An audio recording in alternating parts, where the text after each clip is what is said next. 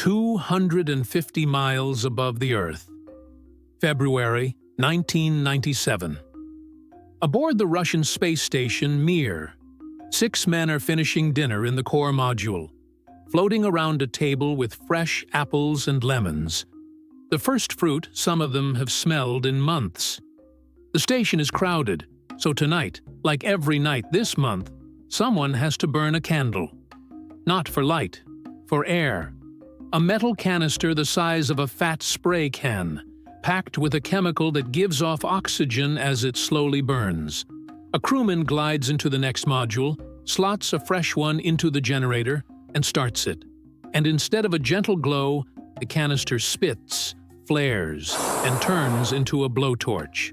This is Thin Margins, Episode 5. The night the machine that made the air caught fire, in a place where no door leads outside, and half the crew's only ride home waited on the far side of the flame. Rewind 2 weeks. Mir was an old station by then, 11 years in orbit, a cluttered chain of modules built for a crew of 3.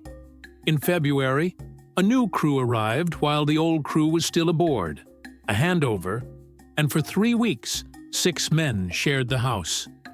2 Russians finishing half a year in space, 2 more just starting their tour, a German researcher on a short visit, and 1 American, a Navy doctor named Jerry Linenger.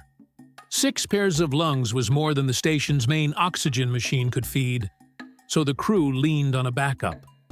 The candles, cartridges of a chemical that, once lit, smolders inside a steel case and breathes out pure oxygen.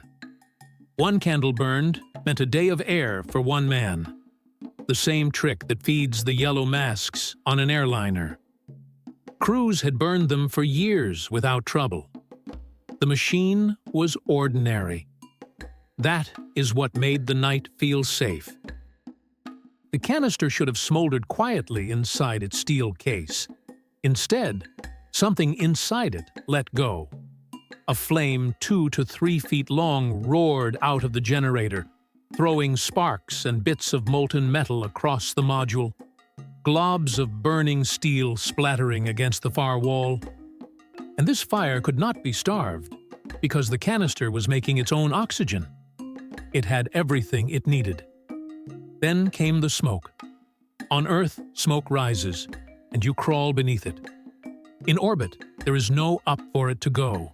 It billows out in every direction at once and fills every corner of the room.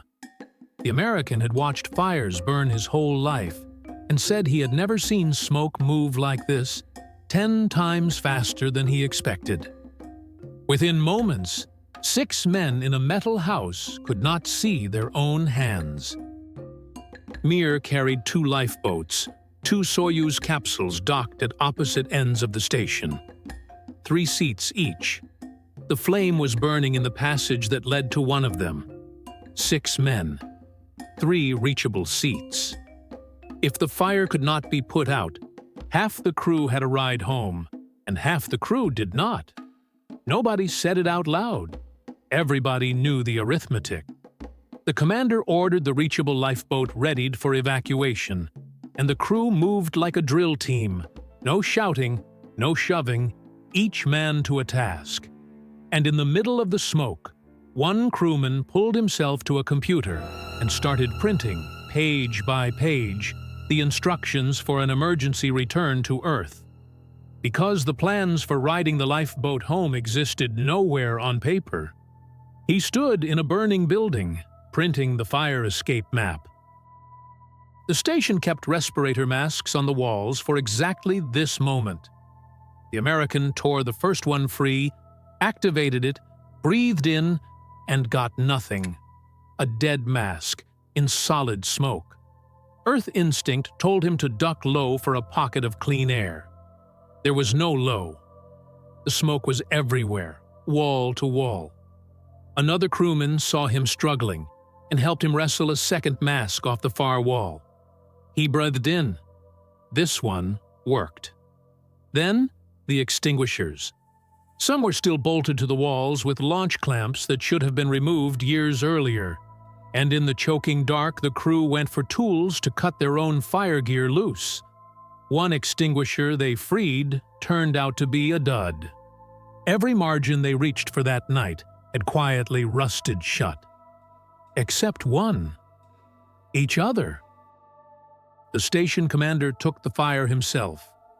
He aimed the extinguisher's foam at the glowing canister, and in weightlessness, the foam simply refused to stick. So he switched to water. The water turned to steam on the hot metal and thickened the smoke around his head. He stayed. The doctor braced his own legs in the connecting tunnel and clamped the commander's legs still, an anchor made of a man. The smoke was so dense he could not see the commander's face from 6 inches away. So he tugged on him and waited for the tug back that meant still conscious, still fighting. He went through one extinguisher, then another, then a third, passed up the chain hand to hand. The water did not kill the fire. It kept the fire from spreading, while the candle ate through its own fuel. After 14 minutes, the blowtorch ran out of candle and went dark. So what actually held? Look at the scoreboard. A candle failed, one canister out of years of routine, poisoned, the best guess says, by a scrap of torn rubber gloves sealed inside it at the factory. The masks failed, a first breath that gave a man nothing. The extinguishers failed, bolted to the walls since launch day, and one of them a dud. And against all that, the people held. A second mask, and a crewmate's hands. Water, when the foam refused to stick. A commander who stayed at the flame until it had nothing left to burn, and a doctor who held him there and counted his breaths in the dark. 6 men, 2 countries, 1 burning house, and nobody ran. Nobody fought for a seat. The margin was not the equipment that worked. It was the people who did. Scoreboard the idea one last time. The masks ran dry 3/4 of an hour later, and the crew breathed smoky air through surgical masks for days. For a day, they chased blackened water through the station with old clothes, mopping the smoke out of their air by hand. In Moscow the next morning, the American support team walked into mission control not knowing there had been a fire at all. And when the report came, it said the fire lasted 90 seconds. The men who fought it kept their own count. 14 minutes. The canister burned so completely that no one could ever prove what went wrong.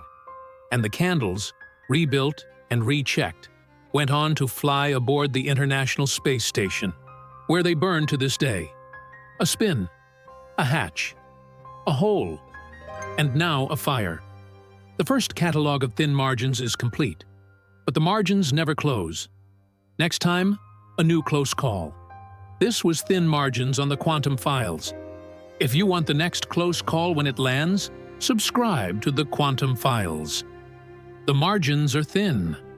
That is why the people matter.